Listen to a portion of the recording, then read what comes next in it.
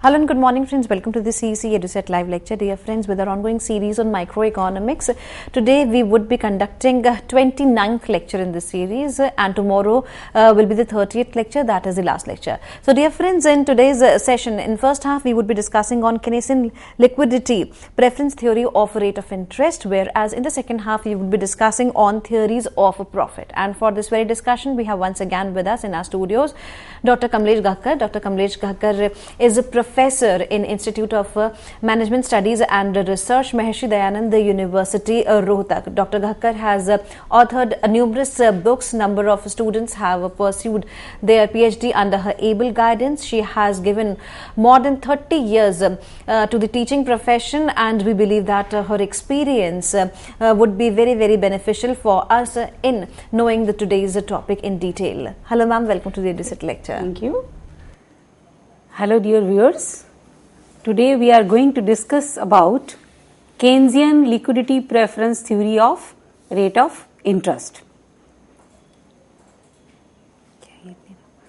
J.M. Keynes gave a new view of interest in his book, The General Theory of Employment, Interest and Money. According to him, interest is the reward for parting with liquidity for a specific period. Every person wants to keep a part of his money income in cash or liquidity form. This is called liquidity preference. There are three reasons for demand for money for keeping it as cash. These three motives are: one is transactions motive demand for money, second is precautionary motive demand for money, and third is speculative demand for money. Transactions motive demand for money. Every day we need cash money to buy various types of goods and services. We have to buy fruits, vegetables, we have to make payment daily for this. In business also, people need money for making payment to laborers or for other things. So that is why we all need to keep some cash out of our income for this motive. The transactions motive demand for money is mainly the function of income. Higher the income, higher is the demand for money for transactions motive. The person who is getting a higher salary will keep more money for transactions motive, and the person who is having less money income will keep less cash with him for transactions motive. This motive demand for money also depends upon what is the interval of receipt of income. If a person is getting income daily, he will have to keep less cash for transactions motive. But if he is getting monthly, then naturally the transactions demand motive will rise. And if he is getting income supposing after 2 months or 1 year, so as the time of interval goes on rising, the demand for transactions motive will also go on increasing. This also depends upon whether things are available on credit or not. If things are available on credit, this means we don't need so much cash, then the transactions motive demand for money would be less.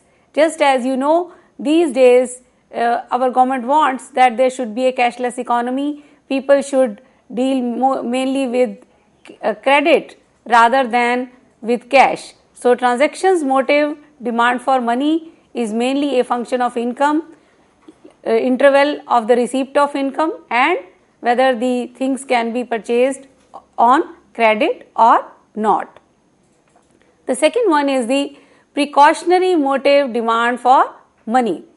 This type of demand for money is for unforeseen contingencies like sickness, accidents and other uncertain emergencies. You know, we don't know what may happen in future. We may fall sick or some guests may arrive. For then again we need some cash for that purpose. So that is the precautionary motive demand for money. And just like the transactions motive demand for money, it is also a function of level of income. If we have more income, we will be keeping more money with us for precautionary motive. Similarly, if we can get things on credit, again then the demand for this money will be less, and the interval of the receipt of income also affects the demand for precautionary motive. If the interval is higher, then naturally demand for precautionary motive will also be more. So this was about the transactions and precautionary motive demand for money by the people. And the third one is the speculative demand for money. There is inverse relationship between bond prices and rate of interest. Rate of interest keeps on fluctuating. If the present rate of interest is low and people expect that it will rise in future, implying that bond prices will fall. In this situation, people want to keep more cash with them to lend it in future at a higher rate of interest. Similarly, when the rate of interest is high, it is expected that rate of interest will fall in future and bond prices will rise. So people will demand less liquidity and buy bonds to sell them in future. Thus, it is a established fact that there is a negative relationship between rate of interest and speculative demand for money. This inverse relationship is due to the fact that at a lower rate of interest, less is lost by not lending money or not investing it, by holding on to money, while at larger rate of interest, holders of cash balances would lose more by lending or investing. Thus we see that the speculative demand for money is a function of the rate of interest. And just now I have told you that rate of interest and bond prices go in opposite directions. If the rate of interest falls, this means bond prices will rise.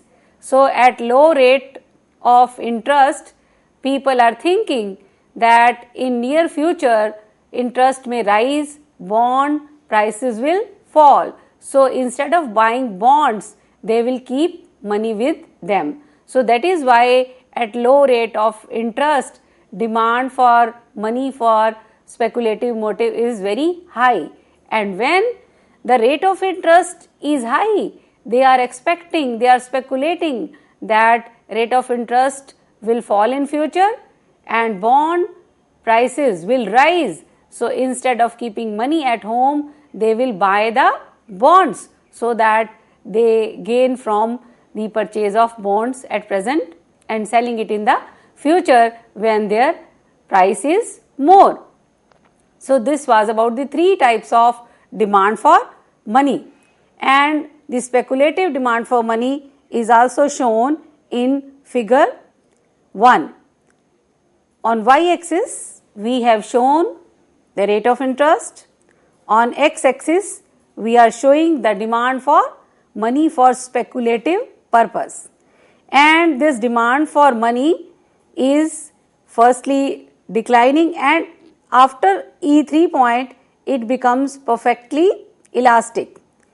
What you see here, when the rate of interest is OR1, then demand for money for speculative purpose is OM1. As the rate of interest falls to OR2, then demand for money rises to OM2. And when the rate of interest is OR3, then demand for speculative purpose of money becomes perfectly elastic. Now at this rate, people think that rate of interest will not fall further. Rather, the rate of interest will rise in future and bond prices will fall.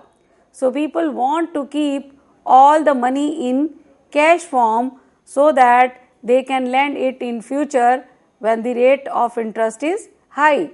So at this rate, we find that the demand for money is perfectly elastic. So this part of the demand curve for liquidity, or this liquidity preference curve here, becomes perfectly elastic, and this is known as liquidity trap.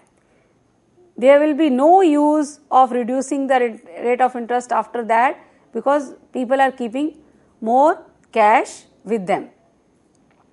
Now we see that total demand for money is M, and we take M1 as that part of money which is held for transactions and precautionary motives, and M2 part is held for speculative purpose. Thus, M is equal to M1 plus M2. M1 is completely interest inelastic unless the rate of interest is very high.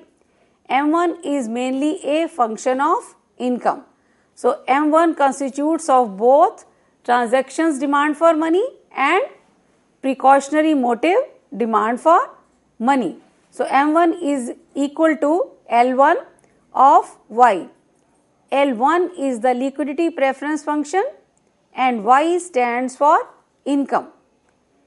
M1 is the money held for transactions and precautionary motive. The speculative demand for money M2 is primarily a function of rate of interest. M2 is equal to L2 of R. Here R stands for rate of interest and L2 for liquidity preference function for speculative motive. Thus, total demand for money M is equal to M1 plus M2, and from 1 and 2 we get M is equal to L1 function of Y and L2 function of R. This was about the demand for money for keeping it as cash. Now we come to the money supply. The money supply at any time is determined by the actions of monetary authorities. But in Keynes' theory, it is assumed as fixed. The supply of money is created by the central bank, which issues currency notes, and by the commercial banks, which create demand deposits. Whatever be the form of money, it is in any case held by someone or the other in the society. Therefore, the total supply of money at any time must equal the total money balance with the households and firms. Now we will see how the rate of interest is being determined by demand for liquidity and supply of money. This has been shown in figure 2. In figure 2, we have shown demand for and supply of money on x-axis and rate of interest is shown on y-axis. We know liquidity preference, demand for money for speculative motive is an inverse function of rate of interest. So, LP is shown here. Firstly, it is declining and then it is becoming parallel to x-axis where it shows the liquidity trap. Now, supply of money is shown to be fixed. This is OM. So, MS is the supply curve parallel to y-axis. Now, we see that where the demand for money and supply of money intersect each other. It is at point E. At point E, OR is the rate of interest determined.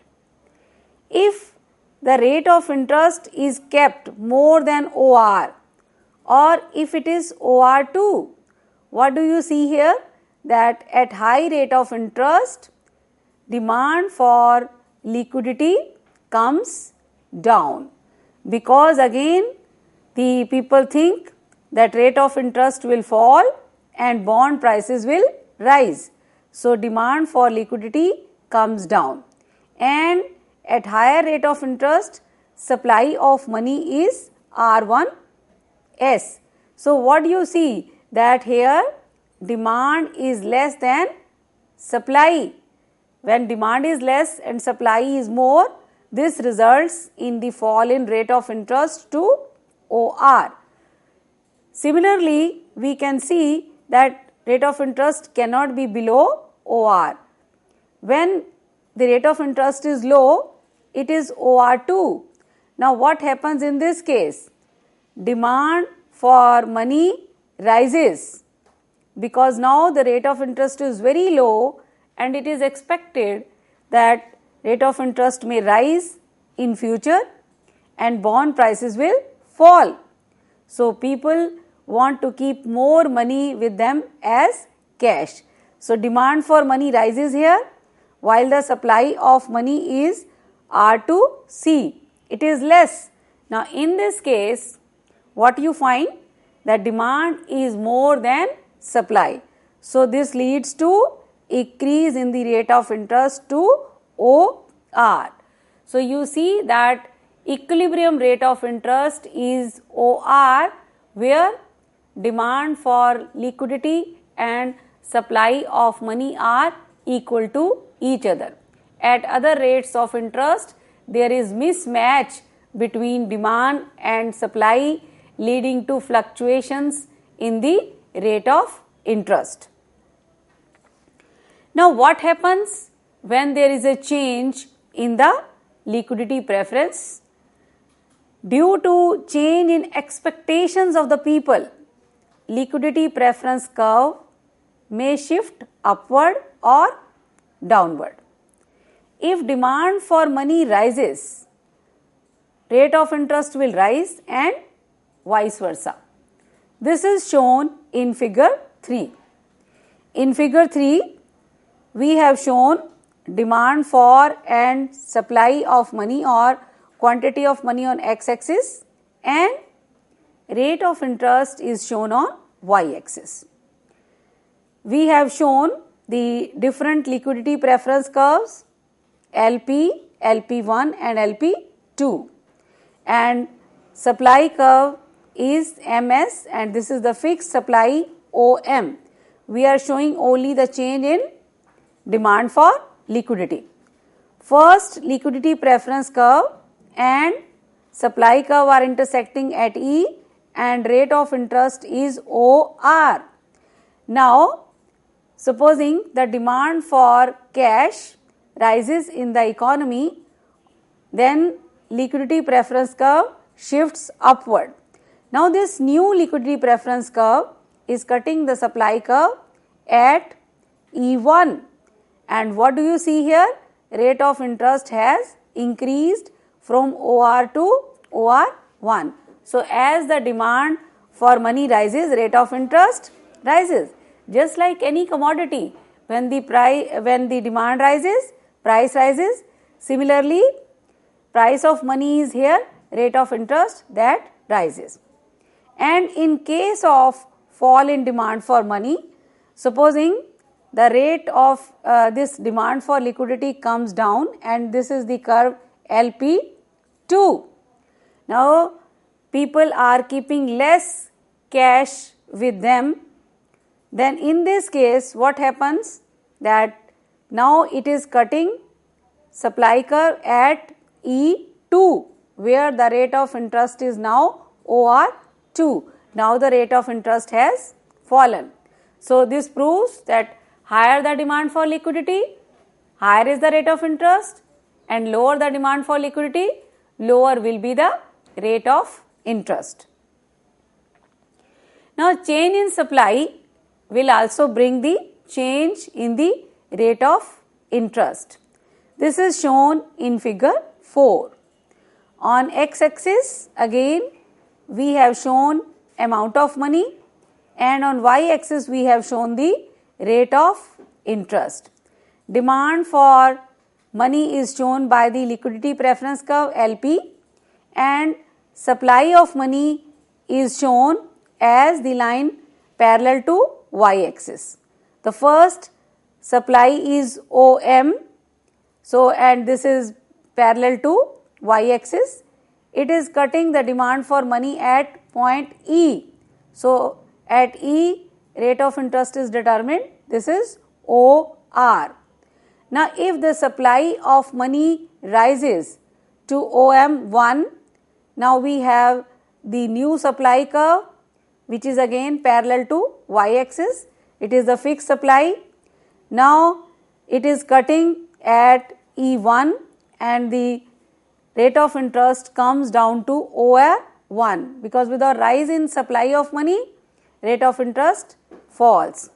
And if the supply of money is decreased to OM2, now we have this new supply curve of money and it is intersecting LP at E2 and we have got the higher rate of interest OR2.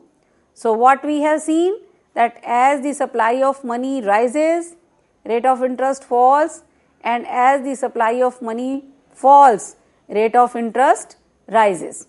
So here we have shown how the demand for liquidity and how the supply of money can affect the rate of interest.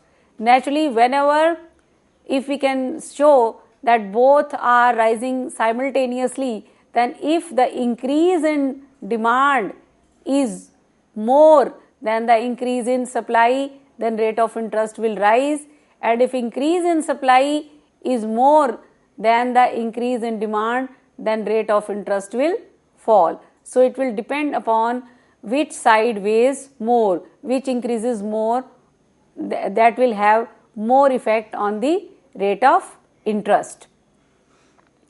Now every theory you see that it is not free from criticism. If there are some good points, there are bad points also. No doubt this theory has told us about why people want to keep with them cash with them out of their money income, and now we'll see what are the bad points or what are the defects of this theory. Keynesian theory has been criticized on the following grounds. Number one is ignorance of the real factors. According to Keynes, rate of interest is only a monetary phenomena. It depends upon only on demand for money and supply of money. Real forces of saving and investment have been ignored in this theory. Until we have the savings, how we can lend it to others? And if there are no investments, if business people don't invest in different fields, in different projects, how can there be demand for money? So the real forces of saving and investment have not been taken into consideration by Keynes. So this was a great drawback, because savings and investments are very, very important in the determination of rate of interest. If people start saving more and more and the demand for investment is less, naturally this would lead to fall in the rate of interest. And if the people want to make more and more investments in the economy, we will find that rate of interest rises. But saving and investments have not at all been talked of in the Keynesian theory of liquidity preference theory of rate of interest. Another drawback is that this theory is indeterminate. Like classical and neoclassical theories of rate of interest, Keynesian theory is also indeterminate. On one hand, we have seen that speculative demand for money depends upon the rate of the interest. Then we determine rate of interest on the basis of speculative demand for money. So cause and effect factors are not clear. Therefore, this theory is indeterminate. Firstly, we say that speculative demand for money is a function of rate of interest. Here rate of interest is the cause and speculative demand for money is the effect. But when we talk of the determination of rate of interest, there we say that rate of interest is determined by the demand for speculative purpose for money. And here we are taking the demand for money as the cause and rate of interest is the effect. So actually what is the exact cause and what is the exact effect? It is not clear from this theory. So such type of theories are called indeterminate theories. Then another important criticism against liquidity preference theory of rate of interest is that there is no liquidity without savings. According to Keynes, interest is a reward for parting with liquidity and in no way a compensation and inducement for saving or waiting. Without savings, there can be no liquidity to surrender. Therefore, the rate of interest is vitally connected with saving, which is neglected by Keynes in the determination of rate of interest. Keynes had talked of only liquidity. He did not think that savings are essential. How can we give money as loan to others if we don't save? And when we save, we have to wait. When we are giving loan, we have to wait till we get our money back. But these things have been completely ignored in Keynes theory. So this was also one of the drawbacks of Keynesian theory. But still, it is very, very important theory because it tells us why people want to keep money in the cash form. Thank you.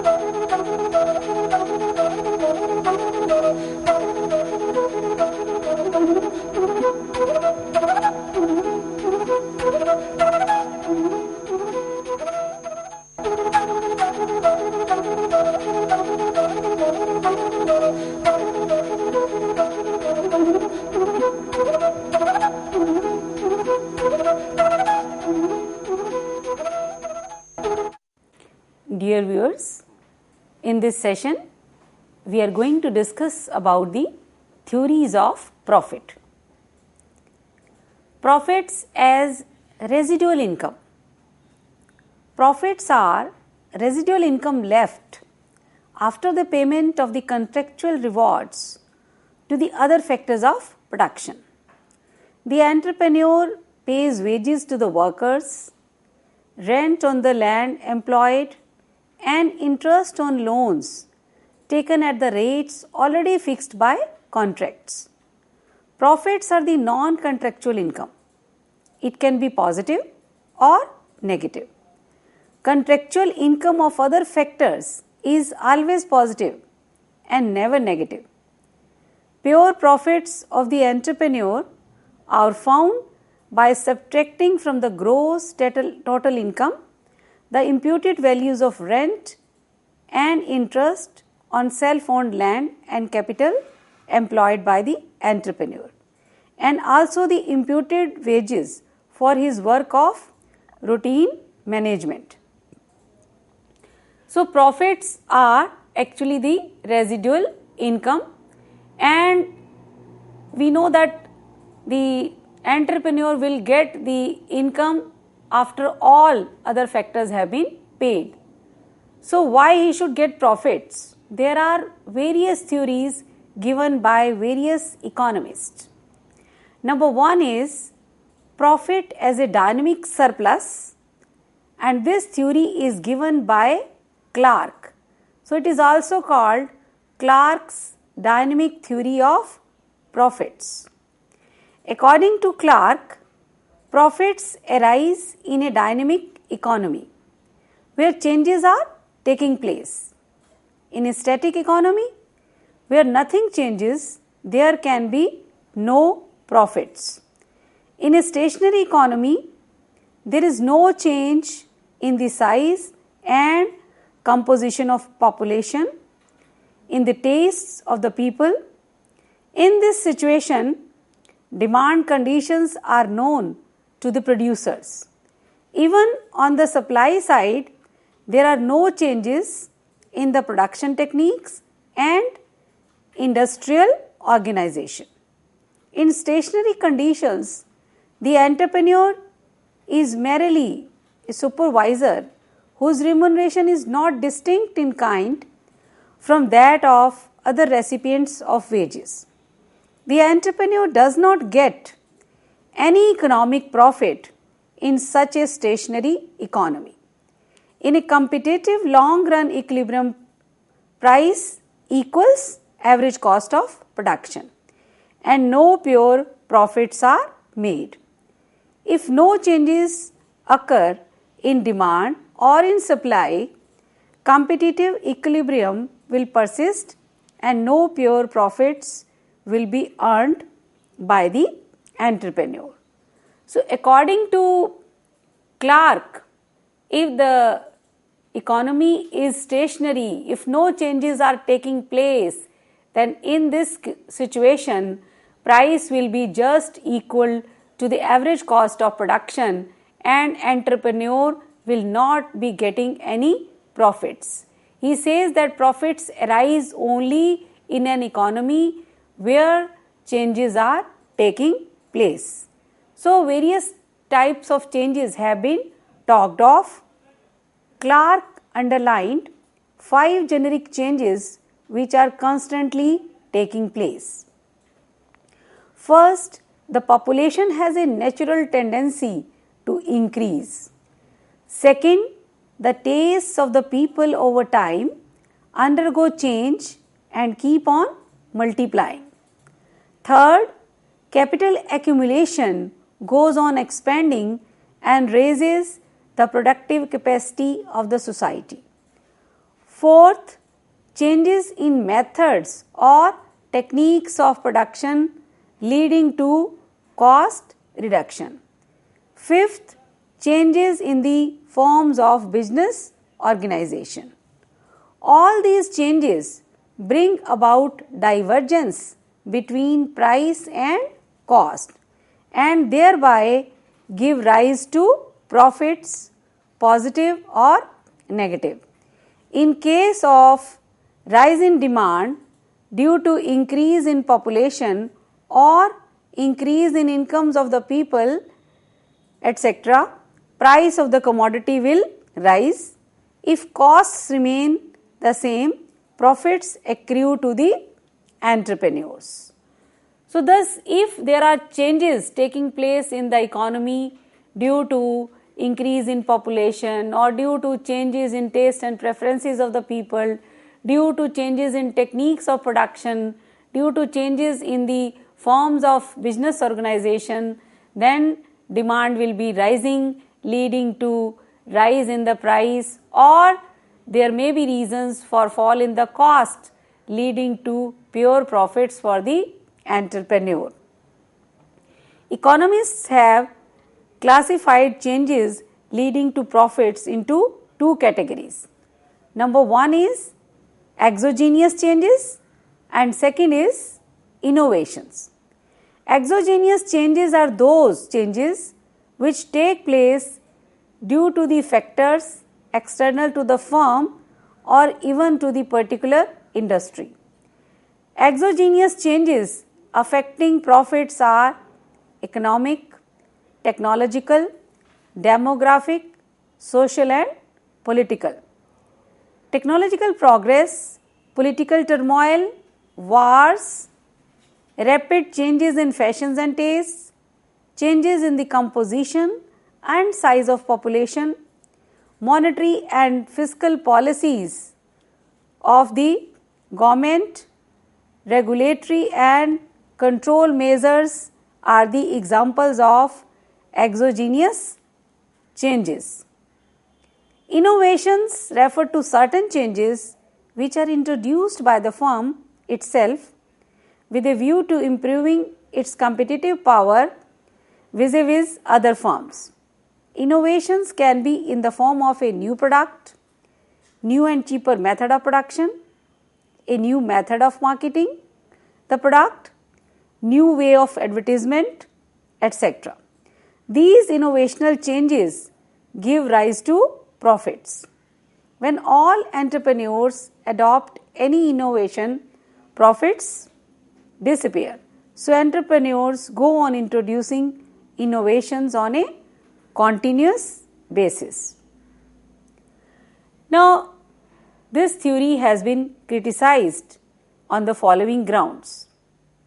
According to Professor F.H. Knight, profits don't arise due to all types of changes. Profits arise only in case of unforeseeable changes.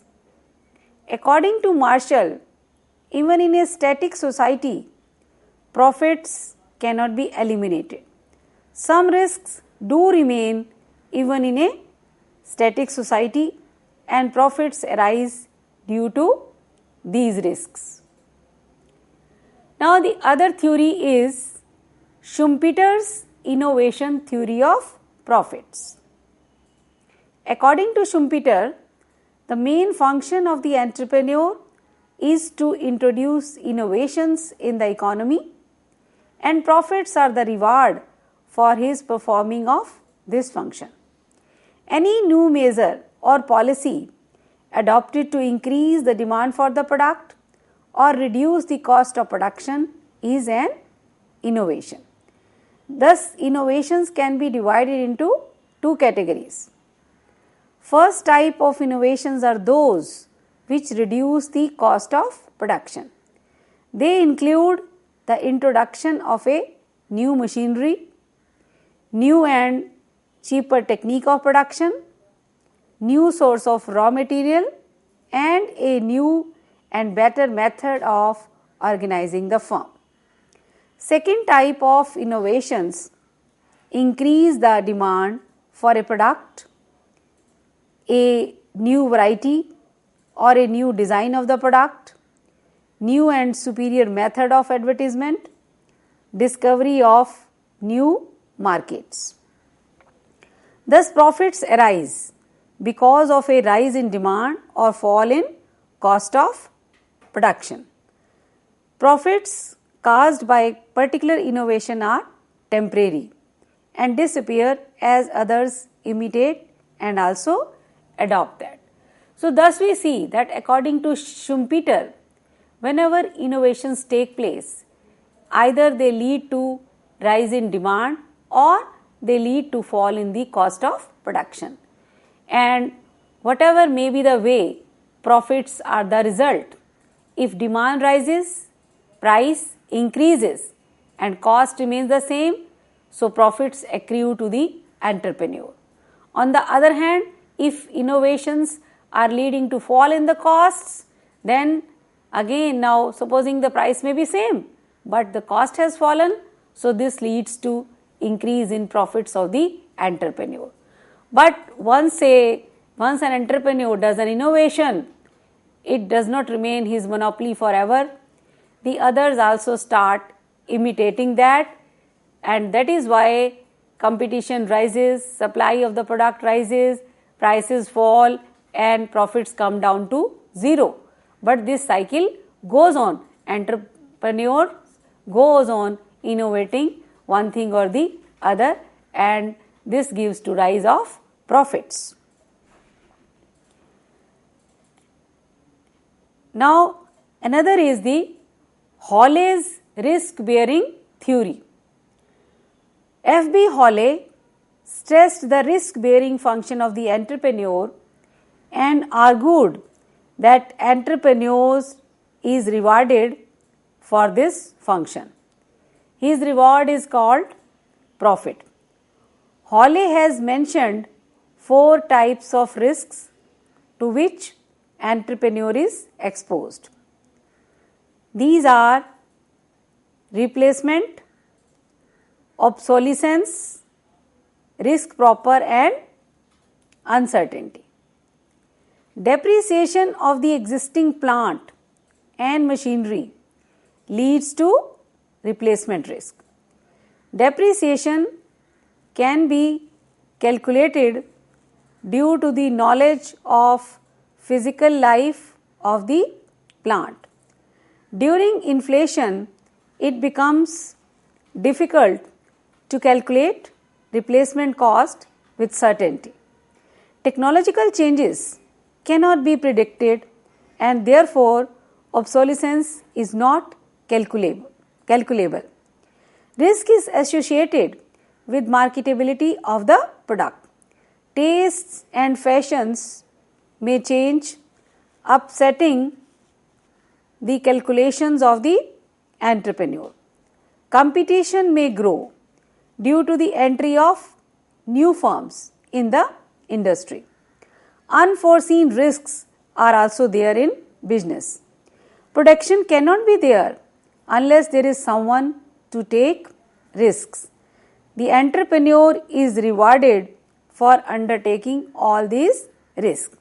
So, Hawley says that entrepreneur is paid profits, or he gets profit because he is the person who takes all the risks which may be related to the production, to the technology, to the competition, and when he is taking so much risk, he must get something extra, and that is the profit. But this theory is also not free from criticism. This theory has been criticized on the following grounds. According to Carver, entrepreneur gets profits because he avoids the risk with his business skills. Thus, profit is the reward for risk avoidance and not for risk taking. So, Carver says that entrepreneur gets profit because he is avoiding the risk. According to Professor Knight, only unforeseen risks are the reason for the rise of profits. Foreseeable risks can be covered by insurance. They don't give rise to profits. Professor Knight says that no doubt risks are there, but only those risks which cannot be predicted, which cannot be covered by the insurance companies. Entrepreneur gets profit for those risks only. The other risks which are certain, which can be covered by the insurance companies, entrepreneur does not get profit for that. Then even there are certain other functions which are performed by the entrepreneur, because he is the person who is organizing all the factors of production. He does the bargaining power in the sale and purchase of the raw material and goods, etc. So all other functions have been ignored by Professor Hawley. Now another theory of profits is given by Professor Knight, and this is known as uncertainty bearing theory of profits. According to Frank Knight, the main task of an entrepreneur is to bear uncertainties related to production, and profit is a payment for uncertainties bearing. He divided risk into two parts: insurable and non-insurable. Risks like fire, theft, death, sinking of the ship, etc. are foreseeable and can be covered by insurance. The premium paid for insurance is added to the cost of production. The task of bearing these risks is done by insurance companies. So entrepreneur gets no return for these risks. In the second category come risks which cannot be insured against. No insurance company will like to bear these risks as they are unpredictable. Such risks are borne by the entrepreneur himself. Knight named these non-insurable risks as uncertainty. Profits arise due to these non-insurable risks. Profit is a payment to the entrepreneur for uncertainty bearing. So according to Professor Knight, only those risks which are uncertain, which are unforeseeable, which cannot be covered by the insurance, for that entrepreneur will be getting profits. But the risk or the other risks which are insurable, just as fire, theft, sinking of the ship, etc., for that insurance can be done. So that is added to the cost of production, and entrepreneur will not get any profit for these risks. According to Professor Knight, uncertainties or non-insurable risks can be of the following four types. One is the competitive uncertainties. New firms enter into the industry where profits are quite high. New firms bring out differentiated products and increase competition for the existing firms. People start buying new products and demand for old products of existing firms decrease. Old firms suffer losses. So these competitive uncertainties are there. No entrepreneur knows that when the new firms will be entering that industry and producing the new products, and demand for the products of old firms may fall. So these type of the risks cannot be covered by insurance companies. They are to be borne by the entrepreneur himself. That is why he should be paid profits, because he is bearing the competitive uncertainties.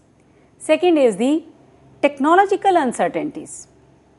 Due to technological progress, old plants and machinery become obsolete. Old machines get obsolete on the arrival of new machinery in the market. The rapid pace of technical progress has created heavy uncertainties in many industries and other productive activities. Technology goes on changing It is changing very fast. So, how can the entrepreneur know what will be the new technology, and then his machine may become obsolete? Then he will be the sufferer. So, for bearing this type of technological uncertainty, again he should be given profits, because this also cannot be predicted, this also cannot be covered by any insurance companies. Another is cyclical uncertainties. In a capitalistic economy, there are cyclical phases of booms and depressions. During depression, demand goes on declining, and due to declining demand, prices also fall. Even the giant companies of the Western world cannot predict the risk arising out of depression. So, because of the booms and depression also, there is a uncertainty. Nothing is sure what will be the next phase, whether boom will continue or it will be followed by recession and depression. For this type of the uncertainties, again the entrepreneur gets profits. Then uncertainties caused by government policies. Government policies may adversely impact the industrial activity. Government may decide to produce a product itself, or it may remove import restrictions, or it may devalue its currency, etc. The effects of the government policies may be favorable or unfavorable.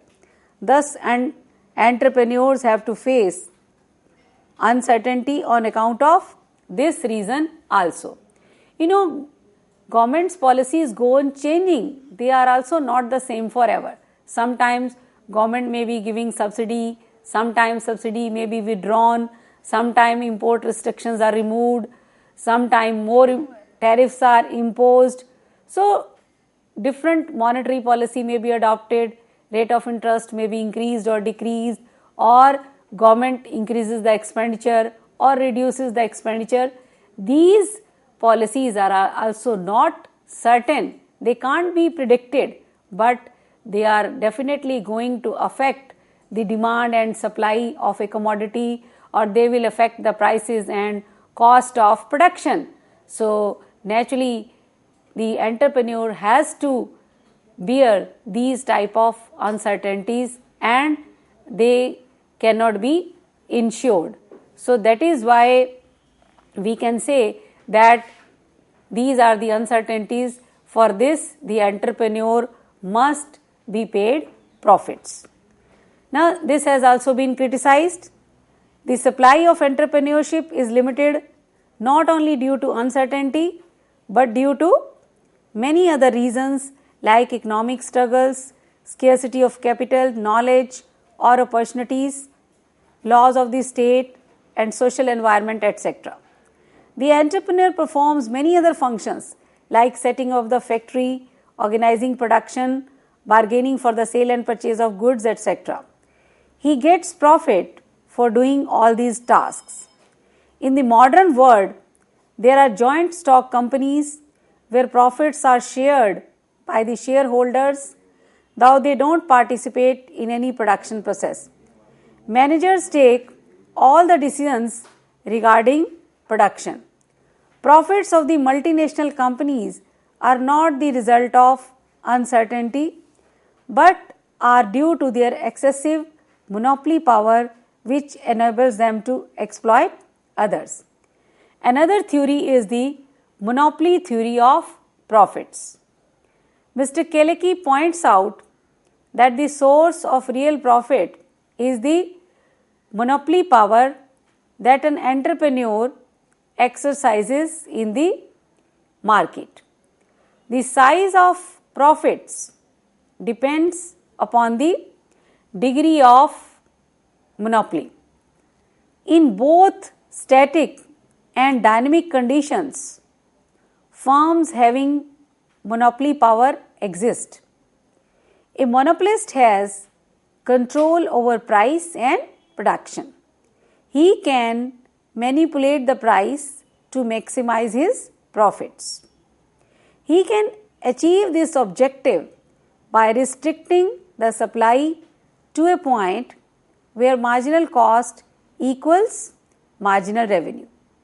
Even the oligopolistic and monopolistic firms enjoy some degree of monopoly power less than the monopoly power of the monopolist. So, according to this theory, there may not be risk, there may not be other functions performed by the entrepreneur, but if the firm has monopoly power, if there is a single firm in the industry, then the monopolist can charge more price and he can have more profits. Even in oligopoly and even in monopolistic competition, firms have some of the monopoly power with them.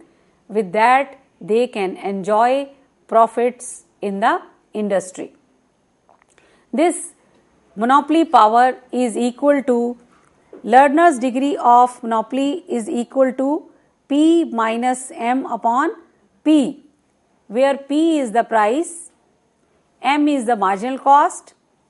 We have already seen in the previous lectures that degree of monopoly power is the reciprocal of the elasticity of demand. This implies that a firm's power to exercise monopoly is negatively correlated with the elasticity of demand for the product. Availability of substitutes is an important determinant of the elasticity of demand. Higher the elasticity, lower is the monopoly power of the firm, and lower the elasticity, higher is the monopoly power of the firm.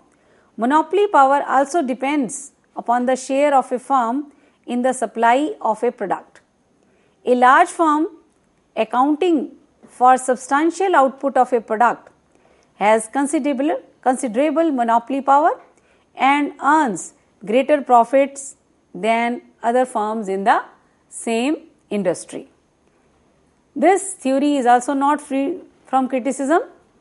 According to critics, monopoly power is no guarantee of profits. If demand is less or cost is high, even the monopolist may not earn profits. To prevent the entry of new firms, existing firms don't maximize profits by taking advantage of their monopoly power. So, it is not necessary that a monopolist will always charge more price and get profits. If he wants to avoid the entry of new firms, he charges less price. Sometimes to have a goodwill of the public, he charges less price. So, dear students, this was about the various theories of profits given by various economists. Thank you. For this precious session, we would like to thank Dr. Kamlesh Ghakkar for giving us deep insight into the topic. And dear friends, if you have any queries or if you want to ask questions or if you want to give your feedback or if you want to have a session on a particular topic, then you can mail us at info.cec@nic.in.